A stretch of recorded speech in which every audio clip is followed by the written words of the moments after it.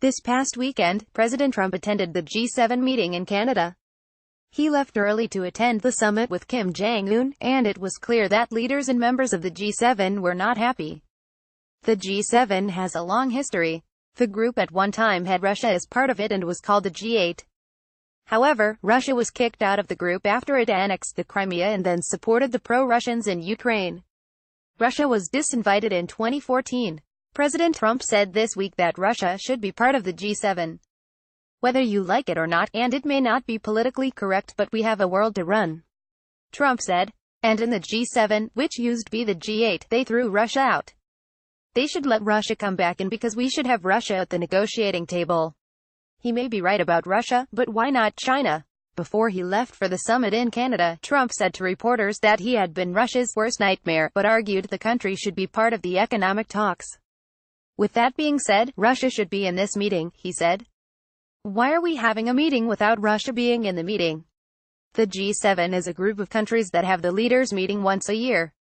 The G7 is made up of large economies. It was organized in response to the 1973 world oil crisis.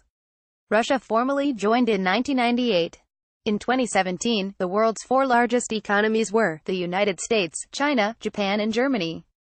The G7 is supposed to focus on economic and political challenges while the G20 focuses on important global issues. In a statement issued by 6 of the 7 countries at the G7, they said that together they were a larger economic powerhouse than the United States. Issues that have been tackled in the recent past include transparency and corruption, taxes, food security and nutrition, as well as jobs and employment.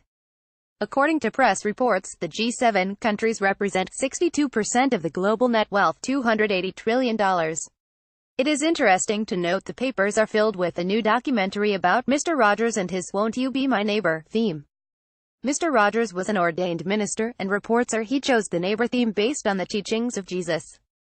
In reaching out to the Christian right in the U.S., President Trump is forgetting that being part of the G7 is also being neighborly.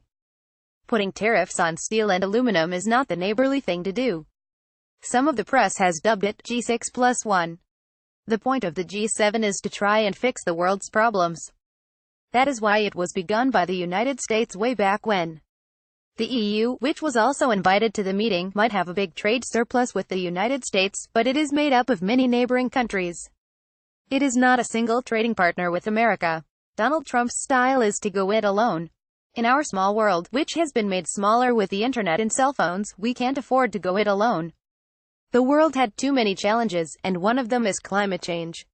Going it alone is an old concept. It is not neighborly, and means America is out of touch with how the world exists in the 21st century. It was not helped by 2 of President Trump's communications when he left the meeting. The president told reporters, "They have no choice. I'll be honest with you, they have no choice. We are going to fix that situation. And if it's not fixed, then we are not going to deal with these countries." Then President Trump tweeted, based on Justin's false statements at his news conference, and the fact that Canada is charging massive tariffs to our U.S.